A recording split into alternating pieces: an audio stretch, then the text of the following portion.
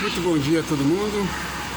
Ainda estamos aqui em Santa Catarina, num hotelzinho simples, foi bastante funcional. Hoje a gente retorna para São Paulo, se Deus quiser. Um bom feriado para vocês que estão aí em São Paulo, né? Eu moro lá há mais de 20 anos, uns 25, 26 anos, e sinceramente eu nunca vi um governo de estado tão ruim no que diz respeito ao autoritarismo. Como esse homem é autoritário. É impressionante o quanto ele é autoritário. A gente sabe que o presidente da República, desde a época de campanha para presidente, foi chamado de nazista, fascista, ditador, torturador, e todas essas pechas que a esquerda coloca nos seus inimigos, né? Porque a esquerda ela não debate, ela agride, ela ofende, ela desqualifica. E não é à toa que ela faz isso, tá? Os militantes esquerdistas, todos eles teve grandes professores que os ensinavam como vencer um debate mesmo sem ter razão, como induzir massas mesmo a coisas absurdas e ridículas. Antônio Gramsci, Saul Alinsky, os homens da escola de Frankfurt. Na parte de erotismo, nós temos o Herbert Marcuse. Enfim, todos esses homens apresentados como filósofos nas escolas nada mais eram do que instrumentos do mal, que foram usados pelo inimigo. O inimigo dos filhos de Deus foi usado por ele para fazer confusão na sociedade, subverter a sociedade.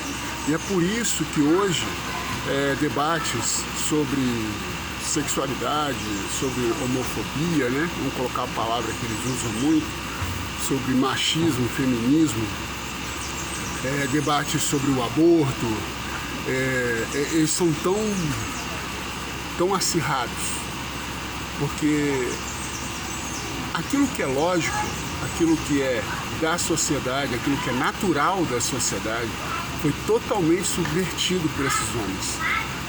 Tá? Chegue para alguém e conte-lhe uma história muito absurda, mas muito absurda. Por exemplo, que esse pedaço de pano aqui, ó, esse pedaço de pano, vocês sabem o que é isso, né? Pois é, isso faz parte da subversão da sociedade, tá? Eu não vou falar sobre isso agora não. Isso aqui é um pedaço de pau, isso aqui é um pedaço de madeira. É evidente que não é um pedaço de pano. Mas se eu ficar repetindo que é um pedaço de madeira, é um pedaço de madeira, é um pedaço de madeira, é um pedaço de madeira, em algum momento, alguém vai começar a admitir que isso aqui seja um pedaço de madeira. E no momento dessa admissão do absurdo, pronto, abriu-se a porta para todos os absurdos possíveis. Daqui a pouco vão dizer que isso aqui é um pedaço de madeira, certo? E isso vai ser o senso comum. Daqui a pouco, se alguém chegar e disser que isso aqui é um pedaço de pano, ele vai ser taxado como negacionista, como a taxa do momento. A taxa do momento, né, é negacionista, é o rótulo do momento, né? Então, qualquer pessoa que fale algo que esteja diferente daquilo que é falado na televisão é negacionista.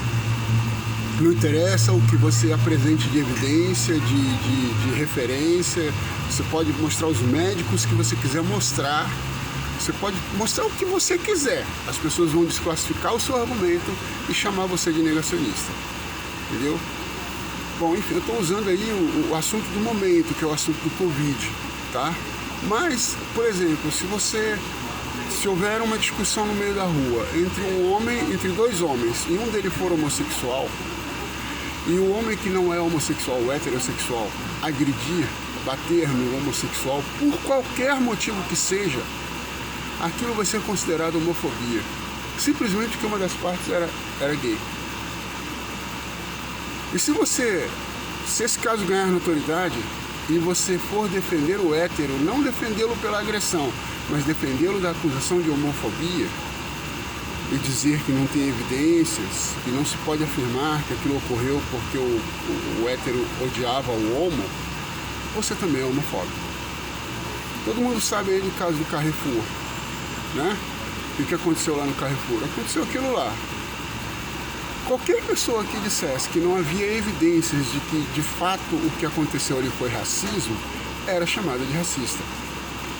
Quando estoura casos na mídia sobre celebridades que foram acusadas de estupro, se você por um acaso disser, poxa, mas cadê a prova de que de fato foi um estupro, você é defensor de estupradores.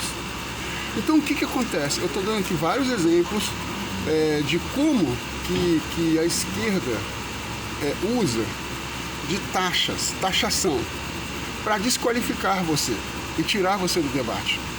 E de tanto ela usar essa taxação, lembra que eu falei para você sobre esse pedaço de pano? De tanto eu dizer para você que isso aqui é um pedaço de pau, vai chegar um momento que se eu disser para alguém que isso aqui é pano, eu vou ser chamado de alguma coisa negativa. Panofóbico, madeirofóbico, ou simplesmente negacionista, que é um termo genérico que cabe para qualquer coisa que você queira utilizar. Esses caras são incríveis, viu?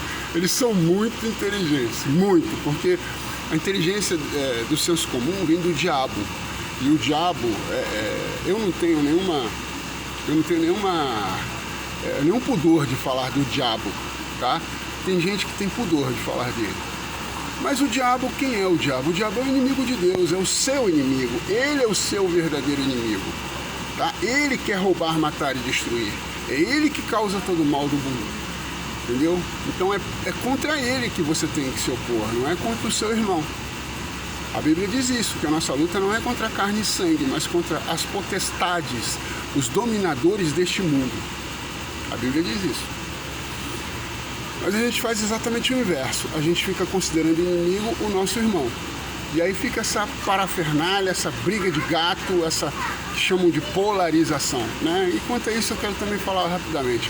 O Brasil, ele foi aparelhado pela esquerda durante muitos anos, décadas. Os militares não permitiram que os comunistas tomassem o poder em 64, mas eles entregaram o governo para os comunistas, e alguns, inclusive, que naquela época de 64 estavam aqui de novo, como foi o caso do Leonel Brizola.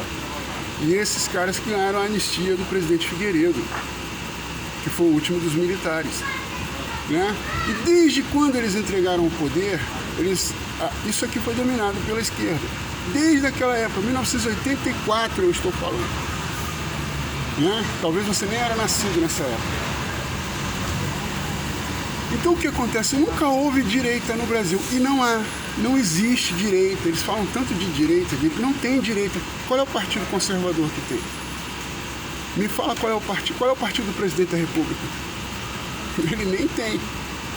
Porque ele entrou em um para poder concorrer às eleições, mas vocês viram o que o partido fez. Ele teve que sair do partido. Ele não tem partido. É um presidente sem partido. Se ele não conseguir criar o Aliança, a gente não sabe se ele vai conseguir criar antes das eleições, ele vai ter que se filiar a uma dessas porcarias aí, que são todos os partidos, todos, sem exceção, todos os partidos que existem hoje no Brasil são uma desgraça. Todos eles são corruptos, todos eles têm políticos que não querem, que não estão lá para representar você, nem quem elegeu eles. É uma desgraça a política do Brasil, é uma desgraça, tá?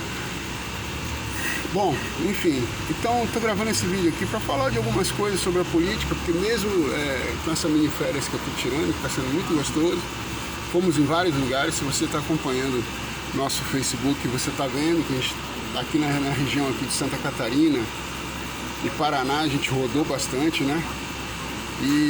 Mas é assim, o assunto da política ele não sai da minha cabeça. Eu acho que política não é uma coisa ruim. O que é ruim é o político, tá? E por que o político é ruim? Porque ele se envolveu na política? Não, porque ele é ser humano. O ser humano é pecador, tá? Nós temos uma tendência negativa em nós.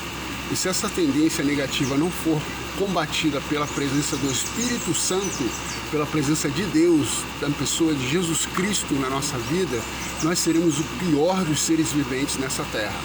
O homem sem Deus, ele é pior do que os animais selvagens, porque animais selvagens, eles não fazem coisas por maldade, eles fazem por sobrevivência, por instinto. O ser humano não, o ser humano sem Deus, ele se torna um demônio, ele se torna uma pessoa cruel, alguém cruel, que faz o mal ao seu semelhante.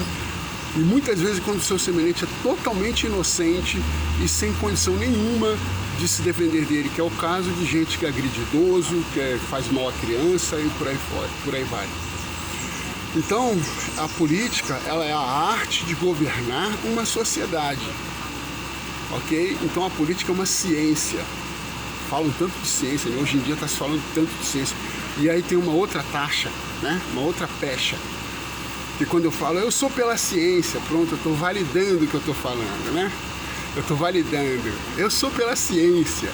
E aí quem escuta fala, não, o cara, ele está indo pelo certo, ele está indo pela ciência. Mas está falando uma besteira, uma idiotice, uma coisa sem nenhuma... Enfim, ele não está considerando que existe um outro lado.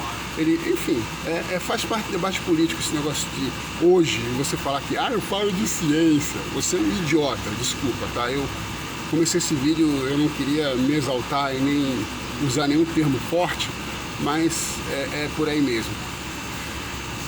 Bom, para concluir, que o vídeo já está meio comprido. A política é uma coisa boa, gente. E se as pessoas boas se aproximassem da política, a política melhoraria. Uma das coisas que os políticos ruins fazem é fazer uma propaganda negativa da política. Sabe por quê? Essa coisa, político nenhum presta. Os próprios políticos ruins falam isso. Sabe por quê? Porque ele quer que você, cidadão de bem, você que é honesto, você que é temente a Deus, você que é patriota, você que quer fazer o bem a alguém, que você não se interesse por política. Porque aí eles entregam a política na mão dos desgraçados, na mão dos vagabundos, dos pilantras, dos ladrões, dos corruptos. E para eles isso é interessante. Que os caras que entrem na política entrem com o mesmo interesse que eles têm, de roubar, de matar, de destruir. Porque aí eles vão conseguir dialogar com esses caras. Agora, quando entra um Bolsonaro da vida, tá? E você me desculpa se você acha que ele é isso, que ele é aquilo. Uma coisa que ninguém pode dizer é que o cara é ladrão, que ele é corrupto, tá? E foi a maior queixa das últimas décadas do brasileiro falar contra a corrupção do governo. Certo? A maior parte do pessoal que não quis votar no PT não votou por quê? Porque eles eram ladrões. Certo?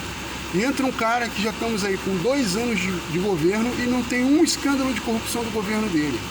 Um cara que não rouba, um cara que é honesto, que se ocupa de fato pelo bem da nação e que está tendo que enfrentar todo um sistema de desgraçados, todo o sistema contra ele, todo. Quando foi que apareceu isso?